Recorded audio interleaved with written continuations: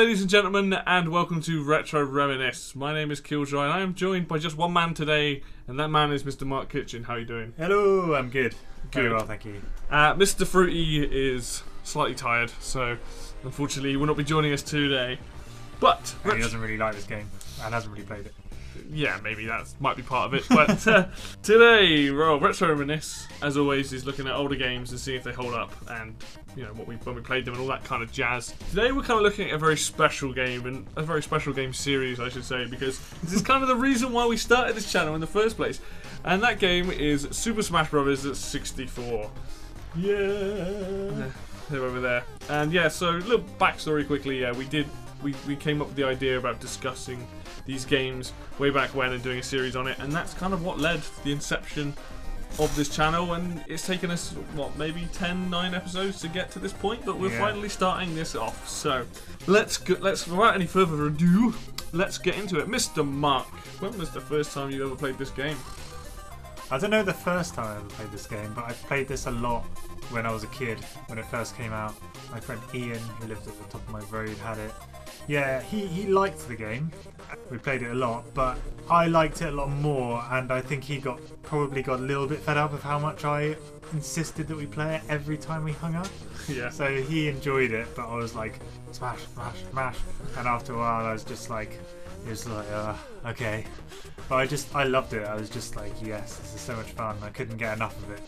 And it's probably quite funny for a lot of people to hear that now. Many people, whoever's listening, probably played the more recent games, realise how much more advanced they are. But yeah, to be there back in the day when this was the only game, this was the new thing, have like all these characters in all these different Nintendo levels, and like these items, and just like crazy amounts of crap going on. It was just, yeah, so much fun. I loved it. I thought it was awesome. And yeah, he was the main friend that I played it with. I don't think we had like a little group of friends, but I think we only really played it just me and him. And I don't remember playing at anyone else's house. I thought it was awesome. It's probably worth mentioning now that out of me, you, Levi, and Dave, I think I'm definitely the only person that played it like back in the day. So yeah, I know Dave isn't here today, but I'm going to be the only person that's got that kind of perspective of this only being. I remember when it was like this was the only Smash game that was out at the time. So I appreciated it for what it was 18 years ago. Yeah. So yeah. What about you, Levi? When did you first play this game? I have a very long-winded but different story. So I had never played Smash 64. The first one I actually played was Melee, and what happened was my brother had told me about this game. So it's like in Mario, Donkey Kong, you beat each other up, and I was like, okay. Anyway, we're at my oldest brother's house and his housemates at the time. I asked if they had Munch's Odyssey, which is a different game on the Xbox. They didn't, and I said to my brother, "Oh, what's that game that you keep going on about?" Like, I don't know what it was. He was like, "Oh, Smash Brothers." They're like, "Yeah, we got that." So that was my first time ever playing Smash Bros. Melee. So like, you know, I played that and I fell in love with it, but I didn't have a GameCube. Yeah. So and then my friend at the time had an N64, and he was obsessed with Legend of Zelda: Ocarina of Time, and he was like, "You need to play this game." Yeah, so he lent me it. But my brother also borrowed GoldenEye and Smash 64. So I can't remember exactly how old it was, but you know, this generation of GameCube and PS2 with an Xbox were like what the generation was at the time. But he lent me, we had this N64, and we played Smash and GoldenEye more than Legend of Zelda at the time, but we played a lot of Smash. And obviously I was a bit like, ugh, you know, to start with. Yeah. But I very much quickly got into the mindset. I was like, I don't know how I would ever get bored of this game. Like, I was having so much fun with it, and I loved it, and me and my brother played it a lot. And then obviously eventually I got a GameCube Melee and so on, and the rest is history. I should probably point out now, I am a massive Smash Brothers fan. Like, I don't think this podcast probably won't do justice just how much I love Smash. It's the only thing that gets me excited in life anymore ever. We just want to make that clear. So I was, you know, absolutely obsessed with this series, and I played the shit out of 64. But then obviously we gave the N64 back, and eventually I got a GameCube and moved on to Melee. But that was basically my first time playing it and enjoying it and playing the hell out of it and all sorts of stuff like that. So that's interesting. I didn't realise. I knew you played it a reasonable amount, but I didn't realise you'd played the fuck out of it. I thought you just like swiftly moved on to Melee. No. I thought you were like, nope, gonna ditch this for Melee. No, I didn't have a GameCube. I was always very behind the generations. So by the time I got a GameCube, people were moving on to other things. You know, I had a Dreamcast when everyone had a PlayStation. You know, so PlayStation 2, sorry. So yeah, no, we got it, and it was a lot of fun, and the game was it's just ridiculous game, and it was great, and me and my brother played it a lot, and like I said, we've continued to do that with the franchise. Yeah, there's a bit of history there, but let's move on to what I think is going to be quite a big section. These next few things. Let's talk about the things you like about it. So I'll let you go ahead. What things do you like about this game? I think the first thing I have to start with is the concept of the game. I mean, this is really, I guess I'm more talking about the series in general here, but because this was the first game, I am talking about this game. Nintendo put a bunch of Nintendo characters and levels in one game, and a bunch of items like shells and the Donkey Kong hammer and everything they wanted into one game, and just were like, everyone just like smacked the shit out of each other. I know that you probably know this, but maybe some people don't, but this was intended to just be a Japan only release, so they weren't expecting or weren't prepared for what it would become, which is a massive multi-million pound, one of their biggest franchises now. Multi-million franchise. So they probably just made this, I kind of feel like because of that, they probably made this and be like, yeah, this is just going to be a playground game where you could just do what the fuck you like. And they made, as we played earlier, they made some stuff ridiculously overpowered, and like some of it is really over the top. But yeah, like as a concept, like throwing Nintendo characters just together and like loads of great Nintendo music and levels and stuff is just like, yes, this was what every Nintendo fan wanted in 1999, and that's what made me so excited about playing this game. Whenever I went on my friend's house, I was just like, Mario and Pikachu and Captain Falcon and like all these games that I played beforehand. I think Pokemon was pretty new at the time. I played Mario games, I played F-Zero X. I hadn't actually played Metroid at that time. So. No. And to be honest, when this game came out, I didn't even know who Samus was. Yeah. Like, I was like total Metroid noob at that stage. But yeah, so yeah, one of the best things is the concept, because it was just so original, and it has spawned the other games, which have far more characters and far more levels and far much more development in them, which is awesome. Getting to the game itself and like maybe sounds around some of the mechanics and things, I just love like looking at this retrospectively, having played the more recent games. Like, I love how ridiculously over the top every hit is. Take like 20-odd% just from like an A move or something. You can hit someone 3 times and they'll be on like 60-odd%. Yeah. And the sound, like the every time you hit someone, is just so over the top. I just found it really engaging. I find it really satisfying. Like there's, I know obviously the later games you have to be like a lot more strategic with what you're doing, like every move counts kind of thing. But in this game, it's kind of like if you land a hit, you're gonna fuck someone over, and it's kind of like, yeah, this game isn't Super Strategy Brothers. This is Super Smash Brothers. Yeah.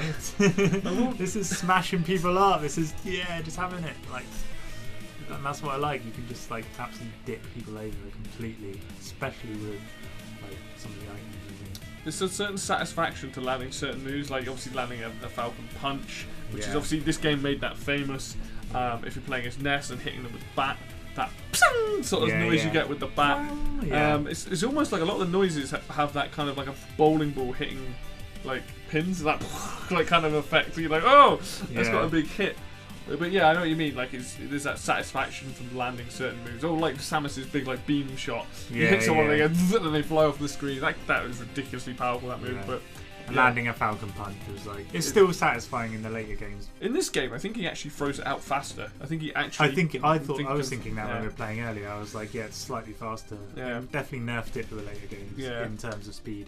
But yeah, it needed to be done really. Yeah.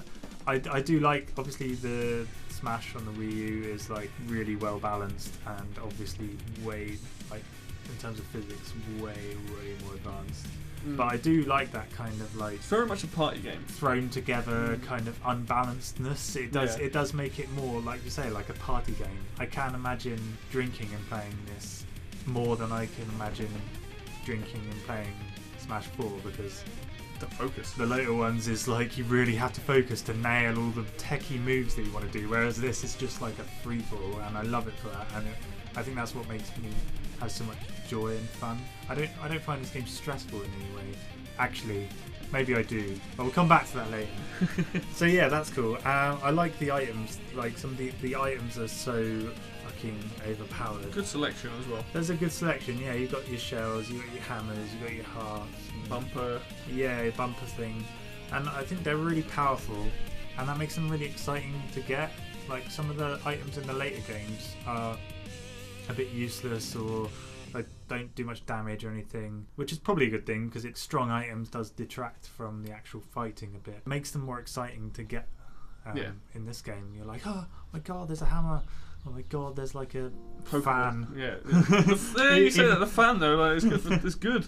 Yeah, like, it's pretty. It's like the Pokeballs in this game though. If you've played any Smash games, you know this game has the most ridiculous Pokemon. Yeah, yeah. So there are altered ones in other games. But you look at Snorlax, he literally takes up the entire screen in this game. Yeah, yeah. Any other game, they've shrunk him down in size, which, I understand that. But, like, when you see a Pokemon, you need to, on the screen, a Pokeball, you need to fight for that Pokeball. Yeah. So I don't feel like you get that in the later games because there are multiple Pokemon that don't really do much. They have other effects. There's way more effects than in this game. It's just they just do damage. Yeah. Unless you've got Chansey and chucks out eggs. But generally speaking, in the later games, you've got ones that might give you a protective shield, or they do other interesting things, but maybe not as visceral. Yeah. And you're like, oh, that's kind of a bit crap. Whereas on this, it's just like bees. Yeah, It's like, oh god. Yeah. So there's only one useless Pokeball in this game, which is Goldeen. Yeah. And I remember like playing this with my mate, and if someone got Goldeen, you'd be like laughing at them because like you're so excited to get a Pokeball because all the Pokemon other than Goldeen are so good. And then when they got that, you'd just be so devastated. Whereas in the later games, there's multiple ones that aren't that great anyway. So not only do you not feel bad if it isn't a great one, but you don't get excited about getting the Pokeballs. So I remember like playing this when I was a kid, and you would just be like fighting over this Pokeball. Like there would be in between your two players, and you're punching each other away from it. Just like, no, it's mine. Yeah. So there's that excitement over getting items. Yeah. To be fair, in Smash 4, you've got the Beetle. And let's be frank, that item is like the best. So. Yeah. Obviously, there's a bigger range of items in the later games. Yeah, and then generally things like, I think the levels are good in this game. I mean, obviously there's not many, but there's one from each series. You've got the Super Mario Brothers level, which is great. I really like the Star Fox level. I know it's quite simple, but I think it's big stage. Just a big level with a lot of space to fight on. Yeah. It just doesn't like bog you down with random like things that get in the way. As a 4-player match, that's the best one to fight on. Just a big one, yeah. I like the Kirby one, that's good. I like the Pokemon one, it's really nostalgic for me. I don't know why. A lot of people really like Saffron City. Yeah, I really like it. Like that's probably one of the most nostalgic ones for me. I don't know why. I don't know. Not Peach's Castle. I don't think we played that any more than like any of the other levels. But yeah, I like. But Pokemon was big at the time, so that might have been why. Yeah. Oh yeah, the Zelda one is nostalgic as well for me. I remember actually playing this and hearing the music in that level. And because the only Zelda game I'd played at that point was Ocarina of Time, I didn't actually recognise the music. Literally, I'd like the Legend of Zelda theme isn't in Ocarina of Time. So the first time I ever heard it was Smash 64, which is just, as a Zelda fan, just embarrassing as fuck. Like to tell someone the first time you heard the theme was in a Smash game. Please leave. Yeah, I did not know this. Fired. Yeah, I think it's a good character roster. Like there's all the characters you want. Again, having Ness in there, that kind of makes more sense that this was originally a Japan-only game, because Earthbound was far bigger in Japan than it was the rest of the world. But yeah, it's a good balance. I think the character roster in this game is I mean, everyone's always going to argue about the character roster. That's a given. But I think you have 4 unlockable characters, which are Luigi, Ness, Jigglypuff, and Captain Falcon. If you get rid of them, every character is different. Yeah. I mean, admittedly, Luigi's probably the only clone character, even though he's got some slightly different moves. He's the only clone character in this game. You kind of had to have them both in this game, though. Yeah. No, I mean, I would be very, very angry because also Luigi is my favourite character. Has been in it since the first game. I love him. As the game's gone on, he's become more and more different to Mario. But to me, like Mario and Luigi are like just me and my brother he used to play Mario, I used to play Luigi. It was a big, like, iconic matchup. But yeah, the characters are great. I think the character roster is really, really good. Yeah. And the fact that, like, I never knew who Ness was until this game, and the reason why I fell in love with him was because of PK Thunder. I was like, Yeah. I don't understand this character, and then I learned him, and I was like, this character's great. Like, he has such a cool, like, moveset. So. I thought Pikachu was like stood out more in this game than he did any other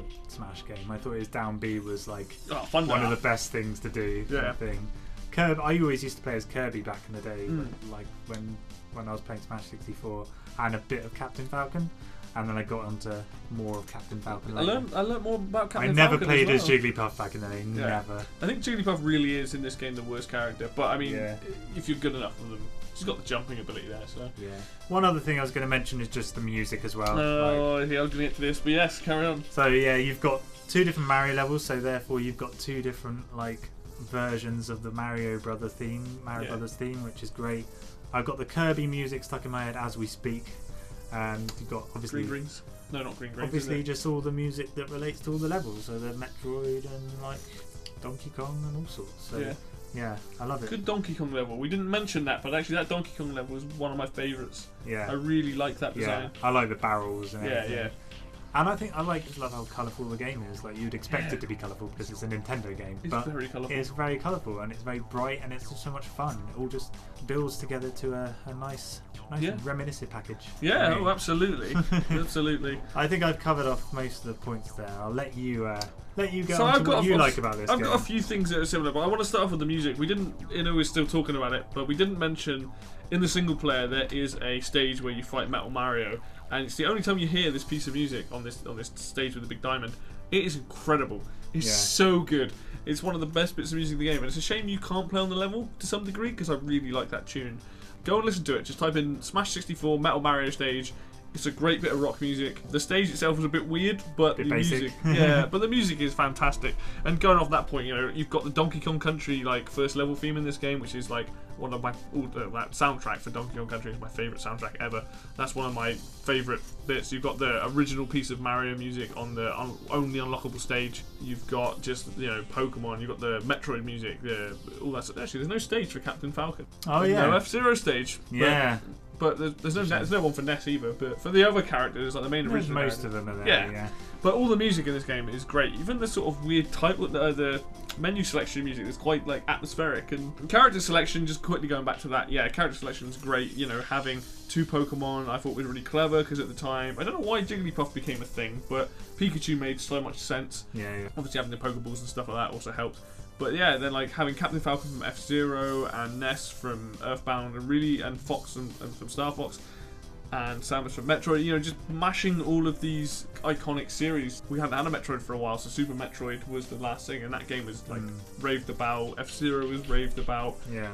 And then you got these characters that had never been. Like, their movesets basically come from Smash. It's because of Smash that these movesets exist. Yeah. Obviously, there's things taken. Like Samus is much easier to do than like Captain Falcon. Falcon Punch, Falcon Kick, and all of this stuff comes from Smash because they're like, what can we do with this guy? He had no personality. This game gave him that. He drove a car. Yeah. Talking about the 2 main modes of the game, the single player and the multiplayer. The single player in this game, I think, is actually really fun. They've obviously expanded it. There's the classic mode in other games. But I like the fact that it's like 10 stages long. Most of the stages aren't just fight an opponent. They're usually like a team match, fight someone giant. You've then got like board the platforms and break the targets and race to the finish in there. Fighting polygon team, these ones we have to fight them. And I think the single player actually to play through it 12 times, only 12 characters or whatever it is. Yeah. But it's fun. Like you've got multiple difficulties, and it was different at the time. Really mixed up what you could do. You weren't just like fight this character, fight this character, fight this character. They change it up. I think it's pretty much the same. Like every time you do it, it's always the same path. But in later games, they really changed it up a lot. You're sometimes allied with different people, and there's like there's one where you fight a giant something. Yeah. So like I played it earlier. It was like Donkey a giant Donkey Kong, but I don't think it's always that. I think you might have like a giant something else. I don't know. Maybe definitely change allies though. And then obviously fighting Master Hand, which is a really cool boss at the end. And then the multiplayer mode as well. The best thing about this game, and this is something we should probably like really hit home on. This game works so well because it is 4-player. You can play it 1v1, sorry, but the reason why this game shone at the time, the reason why it still shines now, and the whole series is because you can play it 4-player, excluding obviously 8-player in the later games. But this is what was so good about the N64. You know, you had GoldenEye, you had this, you had these massive multiplayer games. And this game, even though some of the levels aren't really designed for 4 people, that's where the fun came, was the madness. And that's where almost it gets rid of some of the problems this game has at being broken with certain items and certain characters. Because if you're playing 4-player, it's just a free-for-all. You're just smacking the crap out of everyone. And because of that, because this game is multiplayer focused, and you know that option of 4-player was right there on the N64, it was great. I know I touched on them briefly, but let's talk about break the targets and board the platforms. There's something oddly satisfying about both these modes because each character has a very different level, and you have to, and it almost teaches you how to use that character's movement abilities. Break the targets is more about you focusing on smacking different things using the skills you've got. Board the platform really does focus on how a character moves. Ness, for example, you can't get the last one without double jumping and using PK Thunder. It really teaches you how to use that. Jigglypuff teaches you to like jump and then pound to get like the most air movement. They're designed around the characters. It was fantastic. I love it. Like I really enjoy the fact that that exists. And I know like in Melee they had it, but later games they kind of changed it up, and understandably so. They got so many characters that making individual ones would have been a lot of work. But here it works really well. You know, if you can practice those, and it will really teach you the movements. And like I said, the break the targets are more just like using the different moves at your disposal to deal with it. Item selection / Pokemon. The item selection in this game is just bonkers, and I think that's kind of what works. You know, you got, like you said, you had like the hammer and the Pokeballs and all these other things. And I think that having like the baseball bat as well, like the home run bat, you know, all these items from different series, and it just kind of comes together nicely. You know, having the Starman, the Red Shell never made a return, I don't think, after Melee. I think I haven't seen that since Melee, No. which is a shame because I actually quite like that item. I think it's a good concept because it takes from like Mario Kart. Yeah, You've got the green that will just go in like the direction you fire and then just sort of bounce around randomly, whereas obviously red is like a homing shell. yeah, and it just sort of And they've duplicated that, they've used that for this game, whereas like green you throw it and it'll move in the same direction, whereas the red will follow character, and I thought that was really clever. Yeah. The items are really good in this game. There's enough there to make the game enjoyable. I mean, even the ray gun and stuff, you know, they're all powerful, they're all fun. Like, I mean, the fan's the weirdest one, but it's still a good item. Oh, the ray gun is really satisfying. It's got a really nice sound. Yeah. I want to talk about one specific level, and that is the Mushroom Kingdom level that is on this game. It's the only unlockable level. This is my favourite level of any Smash Brothers game. It is the level I played on the most growing up when I played with my brother, because it has a mechanic that has never seen the light of day until Smash 3DS for a while, and that is the idea that you can go down pipes. And they brought that back in the PictoChat level in Smash 3DS. But the level itself, because I grew up with my NES for a very long time, so the original graphics in that stage, the Beetle doing the flips on the trampoline, you got the blocks that drop, the pipes, the POW, everything. POW's weird that it's in there, but everything about that level like literally gives me like so nostalgic, and I get like proper shivers down my spine. Like I love that level. For some reason Nintendo decided not to bring it back in Smash Wii U, and I don't know why. I didn't realise it was in PictoChat 3DS. It's what they do, they bring back the mechanic where there's pipes and you can stand on them and go down them. It doesn't bring back that level entirely, but it brings back that mechanic. Yeah. And I really liked PictoChat from Brawl, actually. That was cool. That is a good level. Anyway, carry on. But yeah, I really want to see this level return in any capacity. You know, I want to see it in a Smash game, like in a modern Smash game, because that level was just everything I could want from a Smash level. Like it's chaotic, but also has like someone's got a hammer. It's one of the few levels you can just escape to the other side of the screen. It was just a fun idea, and for some reason it's never come back. But there's some good close competition. Pilot Wings from the Wii U version. Pilot Wings in the Wii U version is good. Mushroom Kingdom is a fantastic level, and still to this day there is no better level. Apart from, like I said, Pilot Wings and maybe Super Mario Maker, because that's kind of really Super really Mario cool. Maker is really cool, yeah. Last thing that I really like about this game is the intro. The intro to this game is great. I love the way the game starts up, you know, like the hand picks up the characters like their toys. That's really nostalgic for me. Yeah, and it just shows you off the characters, and it shows you them hidden, the 4 characters hidden to unlock them, and that's really cool. But that's what I really like about this game, is this game really does hit home that this is a kid who is playing with toys, and at the end of the day, the hand, which is essentially the kid's hand, you know, is what you're fighting against. So that's how it's been looked at and how I see it. You know, it's the kids pretending that these toys are alive. and bashing the crap out of each other, and that I really like that, and that's kind of a theme that's followed throughout, like their trophies and these characters, and it's in this crazy world. That's something I very much dig. So cool. Yeah, I neglected to mention the one player at all in my little segment earlier. So yeah, I think you've covered some of it, but reinforce the point about how they could have just play every character or something. But there's ones where you're playing multiple characters. There's one like team battles. One where you play like giant Donkey Kong. Yeah. There's like board the platforms, which I love. Smash the targets, which is really good. Got race to the finish like as well. Race to the finish, yeah. So it's like really good, varied one player. I mean, it's not. There's only one mode, and you can complete it in like 15-20 minutes. But it is varied within, and you've got to do it on different difficulties and with all the different characters. So that's going to take you. It's how you unlock the characters as well. Yeah, it's how you unlock the characters. So it gives you incentive to do it with all the characters. So it does give you like longevity with the game. And one thing I wanted to like hit home about my experience with one player is how I for some reason I really used to enjoy the point scoring system. Like it's in the later games, but you could get points for anything, and the points just then became so random. But back then I've just like play it and be like, yeah, you get more points if you don't die, or if you complete it really quickly, and if you don't take any damage, and don't miss. All this kind of stuff. I know they had that in the later games, but for some reason I really enjoyed it. Oh yeah, and if you don't like miss at all. So I really like challenge myself to like do one of the levels and not get hit, or try and do it really quickly so you get the extra bonus and all that kind of thing.